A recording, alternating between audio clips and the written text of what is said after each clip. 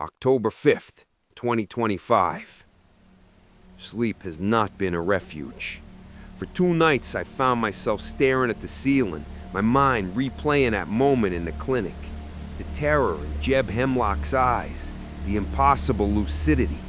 His whisper, "It ain't me," echoes in the quiet hours. I've reread every textbook I have on viral encephalitis and rabies. Nothing fits. The lab in Augusta says the samples are still being processed. The fog remains, a persistent gray shroud that makes Havenport feel like the only town left on Earth. My unease must have been palpable. Sarah told me I looked 100 years old at breakfast. I tried to dismiss it, but the feeling lingered, a cold knot in my stomach that had nothing to do with the coffee. It was just after lunch when Brody's SUV pulled up again. The sight of it made my heart sink. He wasn't alone. 2 men were in the back, loggers by the look of that flannel and sawdust-caked boots. I recognized one of them, Bill Markham, a man in his 40s who works the logging tracks north of town, not far from where Jeb traps. The other was younger, maybe 25, his face pale with fear. "Sorry to do this again, Aris," Brody said, his voice grim. "Bill's wife called me, said he came home from the site last night talking nonsense, barricaded the door, wouldn't let her run the tap to do dishes." The cold knot in my stomach tightened. Getting them inside was a struggle, but a different kind than with Jeb. Bill was sullen and quiet, but his eyes were in constant agitated motion. He flinched at every reflection in the glass, every glint of chrome steel. The younger man, Peterson, just kept apologizing. "I don't know what's wrong with him, Doc. He's been like this since yesterday." I separated them, taking Bill into the examination room first. He was running a fever, just like Jeb.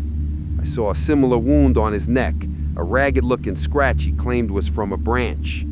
He refused to speak, only watching me with a simmering hostility. The paranoia was there, but it was coiled, quiet, waiting. I tried the water test again, my hand trembling slightly as I held out the cup. Bill didn't scream or recoil. He stared at the cup, and a low guttural growl rumbled in his chest. His knuckles went white where he gripped the edge of the table. He was fighting something, an urge. "Get it away from me," he said, his voice dangerously low. Before I could react, he lunged, not at me, but at the stainless steel tray of instruments on the counter, his hands outstretched like claws. Brody was on him in an instant, pinning his arms. Bill fought back with that same shocking, unnatural strength I saw in Jeb. He thrashed and snarled, his face a mask of pure rage. And then it happened again. As Brody held him, Bill's head snapped toward me. His thrashing stopped. The rage in his eyes was replaced by a wave of sheer, unadulterated terror. He looked right at me, his eyes pleading. "Doc, listen," he gasped, his voice a choked whisper, tears streaming down his face. "It's not me. Make it stop, please." The words hit me like a physical blow, a chilling echo, a pattern. In the waiting room, Peterson heard the commotion. I walked out to find him trembling, backed into a corner, staring at the water cooler. "It's the water, isn't it, Doc?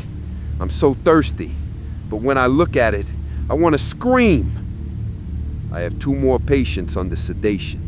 2 more men who are lucidly aware of the monster wearing their face. This is not psychosis.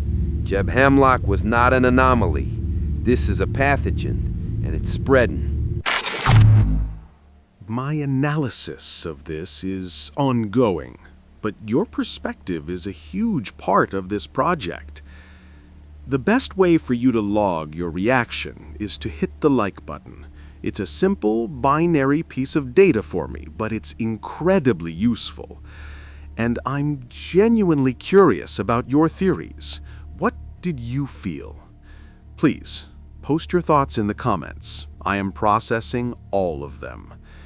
If you want to stay on this feed and continue this experiment with me, be sure to subscribe to Static Drip and turn on notifications.